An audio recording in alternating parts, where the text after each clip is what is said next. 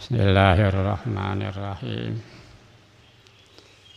Pengajian yang lalu kita diperingatkan yaitu idfin wujudaka fi aradil khumul wa ma nabta mimma lam yudfan la yatimu tanamlah dirimu di dalam tanah kerendahan. Sebab apa-apa yang tumbuh dari biji yang tidak ditanam tidak akan sempurna buahnya. Wujudmu, keadaanmu, tanamlah di dalam bumi sembunyi. Sebab biji atau bibit yang tidak ditanam tidak bisa tumbuh. Kalau pamannya tumbuh tidak memberi guna. Kalau engkau ingin semestinya, tanamlah wujudmu dalam bumi yang lebih dalam.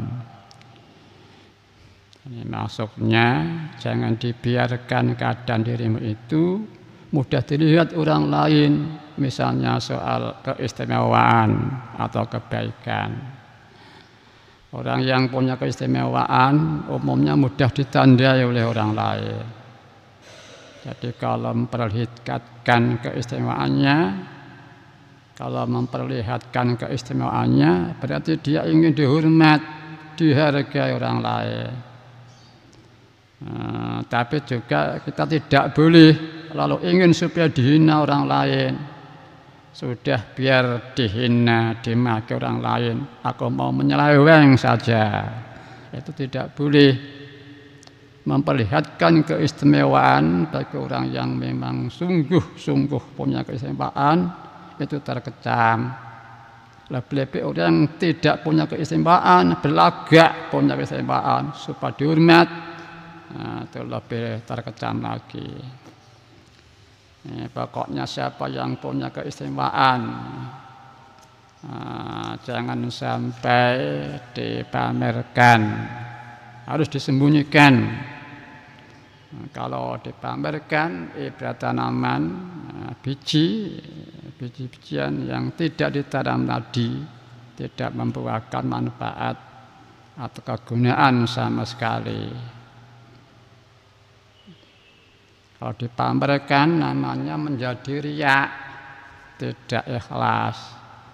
Dia ibadah atau berbuat kebaikan itu ada maksud atau keinginan supaya dipuji orang lain. Kalau begitu dia itu minta dihormat atau dimuliakan. Jadi jelasnya kalau punya keistimewaan atau melakukan perbuatan baik yang dipamerkan orang lain, diperlihatkan dengan perbuatan atau dengan perkataan, lebih-lebih kedua-duanya, jangan sampai. Ini juga seperti halnya ikhlas yang dibicarakan di muka. Orang yang tidak ikhlas, yang engkau yang mengaku atau merasa bisa beramal, berarti dia memperlihatkan kebiasaannya, ingin diketahui orang lain, ingin dihormat atau disanjung orang lain. Maka amal yang begitu itu menjadi tidak berguna sama sekali.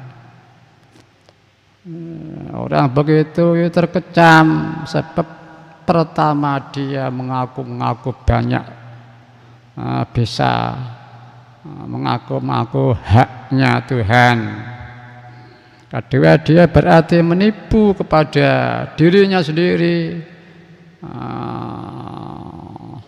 Orang tidak punya kok mengaku punya, saya bekerja, saya bisa beramal dan sebagainya. Itu merampas haknya Tuhan, kudrat hanya Allah, dan menipu dirinya sendiri di samping menipu Tuhan. Dalam surah Al-Baqarah dicantumkan hal orang munafik.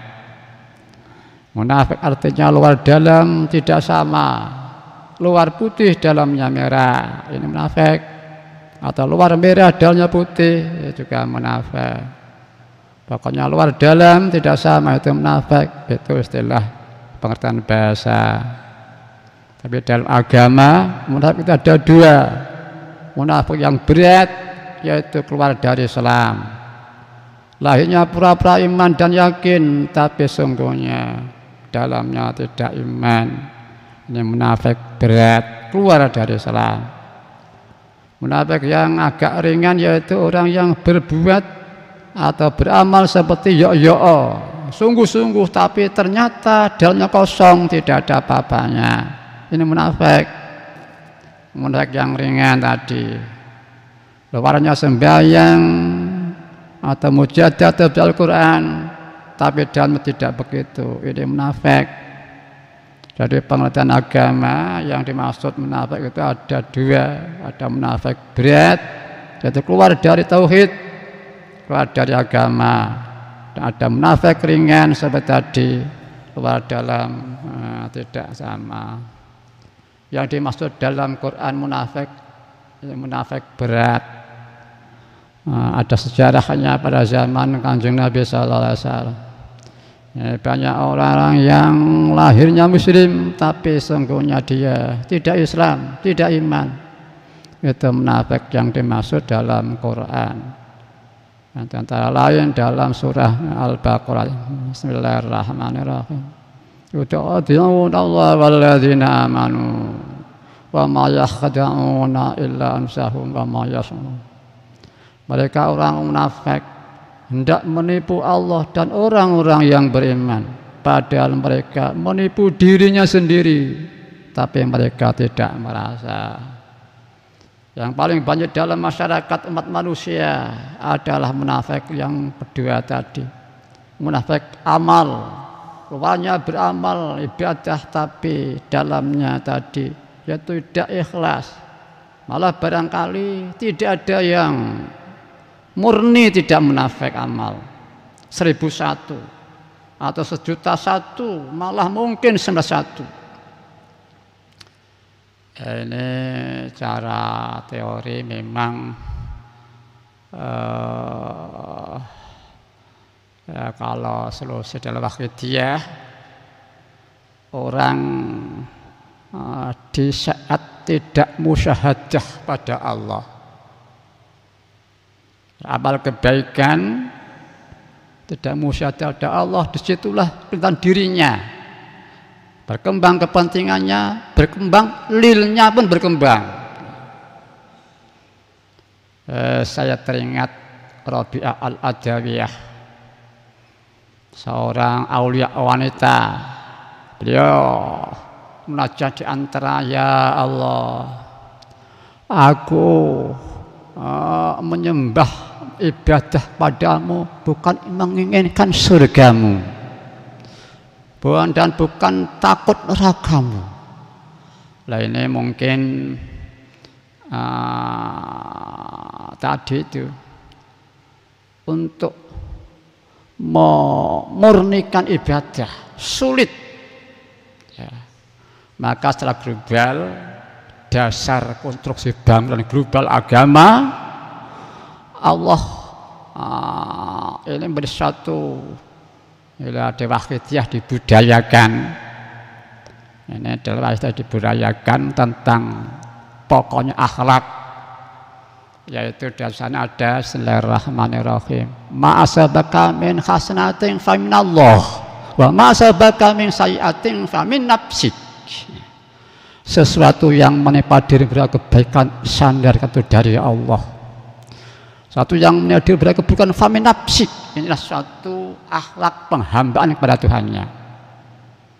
Tahu Tuhannya, merasa semua kebaikan dari Allah, walaupun kelihatannya dari nabinya, dari rasulnya, dari aulianya, dari masyayikhnya, bahkan kebaikan timbul dari dirinya sendiri pun, ini secara batiniah merasa semua dari Allah. Itu akhlak. Karena penghambaan ada hamba, maka sayatin fahim nafsik. Di samping itu dia samping selalu musyahadah pada Tuhannya. Kita dalam kehidupan selalu menyaksikan kebaikan dalam masyarakat, keluarga, ringan berat itu relatif, bahkan di sendiri. Di saat kita menyaksikan Allah, disitulah insya Allah pasti diberi keselamatan oleh Allah Ta'ala. hasanatin faminallah,